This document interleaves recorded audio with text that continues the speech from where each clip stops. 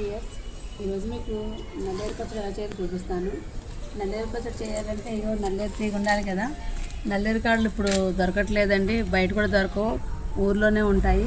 ఈ నల్లేరు కాడలు తెచ్చుకొని పచ్చడి చేస్తాను అనమాట. ఇవి లేత నల్లేరు కాడలు, ఇవి పట్టుకుంటే వచ్చేసే లేత నల్లేరు కాడలు ఇవి. ఇదిగోండి, ఈ నల్లేరు కాడలు ఇలా ఒక్కొక్కటి తీసుకుని నేను పచ్చడి చేస్తున్నాను. నేను కుండీలు వేసుకున్నాను ఊరి నుంచి తీసుకొచ్చి. నల్లేరుకాడ ఆకులు చూడండి, దొన్నాకుల్లా ఉన్నాయి కదా. ఈ మార్కెట్లో కూడా దొరకని చెప్తున్నాను కదా, మన కుండీలు తెచ్చుకుంటే ఈజీగా పెరుగుతుంది. ఇది ఎముకల కంటే విరిగిన ఎముకలు అతుక్కోనాకే కాల్షియం చాలా మంచిది. చూడండి ఎలా ఉన్నాయి. ఈ నల్లేరుకాడతో పచ్చడి ఇంకా పొడి కూడా చేసుకుని తింటారు, చాలా ఆరోగ్యానికి మంచిది. విరిగిన ఎముకలు అతుక్కోవడానికి, మోకాళ్ళ నొప్పులు తగ్గడానికి, రక్తంలోని షుగర్ ఉంటుంది కదా తగ్గించడానికి కూడా చాలా ఉపయోగపడుతుంది. ఈ నల్లేరు పాదుకి మరొక పేరు వజ్రవల్లి అంటారు, అంటే మన ఎముకలు వజ్రంలా ఉంటాయన్నమాట. ఈ నల్లేరు కాడల్ని మనం తీసుకునేటప్పుడు తాడు చెట్ల మీద పెరిగినవి అస్సలు తీసుకోకూడదు, విషపూరితంగా ఉంటాయని చెప్తూ ఉంటారు. ఈ నల్లేరు తీగని మనం ఈజీగా పెంచుకోవచ్చు. చెరుకు మొక్కకి ఉన్నట్టు జాయింట్లు ఉంటాయి, ఒక జాయింట్ తీసుకుని కుండీల్లో వేస్తే చాలా తొందరగా పెరుగుతుంది. ఇది నల్లేరు కాడల్ని కట్ చేసేటప్పుడు చేతులకి ఆయిల్ రాసుకుని మాత్రమే వలుసుకోవాలి, లేకపోతే దురద పడతాయి. ఈ దురద వల్ల ఏం ప్రమాదం ఉండదండి, కాసేపటికి పోతుంది. నల్లేరు కాడల్ని మనం గోరుచిక్కుడుకాయలు ఎలాగా నార తీస్తాం అలా తీయాలి. ఒక లేయర్ ఉంటుంది, ఆ కాడకి మొత్తం మనం తీసి పెట్టుకోవాలి. ఈ లేయర్ తీస్తేనే మనకి పచ్చడి ఈజీగా నలుగుతుంది. ఇప్పుడు పచ్చడిలోకి ఏమేమి కావాలో చూపిస్తాను. నల్లేరు కాడల్ని నార తీసి పెట్టుకున్నాను. ఇంకా నల్లేరాకులు కూడా వేస్తాను నేను, కొంతమంది పడేస్తారు. నిమ్మకాయ సైజంత చింతపండు తీసుకుని వేడి నీళ్ళలో నానబెట్టుకున్నాను. చన్నీళ్ళతో పచ్చడి చేస్తే తొందరగా పాడవుతుంది, అందుకని వేడి నీళ్ళలో నానబెట్టుకున్నాను. ఈ పచ్చడిలోకి పోపు దినుసులు, ఎండుమిరపకాయలు 10 నుండి 15 వరకు మీ కారాన్ని బట్టి తీసుకోండి.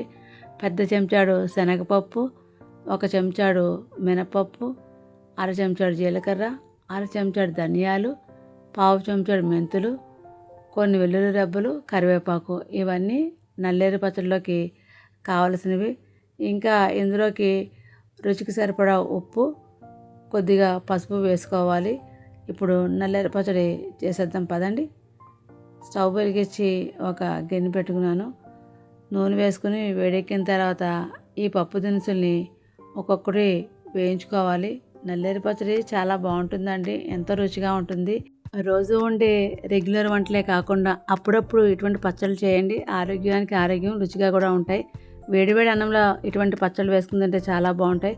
నూనె వేడెక్కిందండి. ఇప్పుడు ఇందులో ముందుగా మెంతులు వేసుకున్నాను. మెంతులు వేయగానే వెంటనే ధనియాలు, జీలకర్ర, మినపప్పు, శనగపప్పు ఇవన్నీ వేసి ఒక్కసారి కలుపుకోవాలి. మంట సిమ్లోనే పెట్టాలి, లేకపోతే మాడిపోతాయి.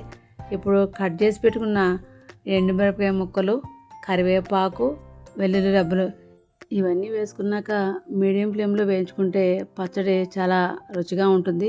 ఈ పప్పు దినుసులు యాడ్ అయితేనే ఈ నల్లేరు పచ్చడికి రుచిని పెంచుతుందండి, చాలా చాలా బాగుంటుంది.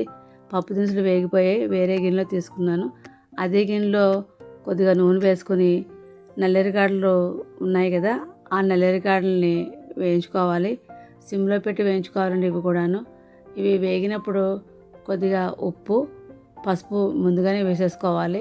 ఈ ఉప్పు వేసినప్పుడు ఆ నల్లేరు కాడలో నీరంతా బయటకు వస్తుంది, తొందరగా మగ్గిపోతాయి. ఇంకా ఆకులు కూడా ఉంచాను కదా, ఈ నల్లేరు కాడలతో పాటు ఆకులు కూడా వేయించుకోవాలి. ఎక్కువసేపు వేయించక్కర్లేదు. చూడండి అన్నీ వేగిపోయి ఇవన్నీ. ఇప్పుడు స్టవ్ ఆఫ్ చేసుకుని ఇవన్నీ చల్లారనివ్వాలి. చల్లారిన వీటిని చిన్న రోలుని తీసుకుని నూరుకుంటున్నాను. రోట్లో నూరిన ఏ పచ్చడైనా సరే చాలా టేస్టీగా ఉంటుంది. ఇవి మనకి ఎంత మెత్తగా కావాలో అంత మెత్తగా నూరుకోవచ్చు. వేడి నీళ్ళు నానబెట్టిన చింతపండును కూడా వేసి ఒకసారి నూరుకున్న తర్వాత మగ్గిన నల్లేరు కాడల మిశ్రమాన్ని వేసి నెమ్మదిగా నూరుతూ ఉండాలి, తొందరగానే నలిగిపోతాయండి ఇవి. ఈ పచ్చడి నూరుకున్నప్పుడే ఉప్పు సరిపోకపోతే రుచి చూసి ఉప్పు వేసుకోవాలి. పచ్చడి నలిగిపోయింది. ఇప్పుడు తాలింపు పెట్టేసుకుందాము. ఇందాక నల్లేరు కాడలని మగ్గపెట్టాను కదా, ఆ మగ్గపెట్టినప్పుడు కొద్దిగా నూనె మిగిలింది. అందులోనే ఆవాలు, జీలకర్ర, మినపప్పు, ఎండుమిరపకాయలు, వెల్లుల్లిపాయలు వేసి ఈ పచ్చడిని తాలింపు పెట్టేసుకున్నాను. నల్లేరు పచ్చడి రెడీ అయిపోయిందండి. మంచి సువాసన వస్తుంది, గుమగుమలాడుతుంది. ఎప్పుడెప్పుడు తిందామని నాకు ఉంది.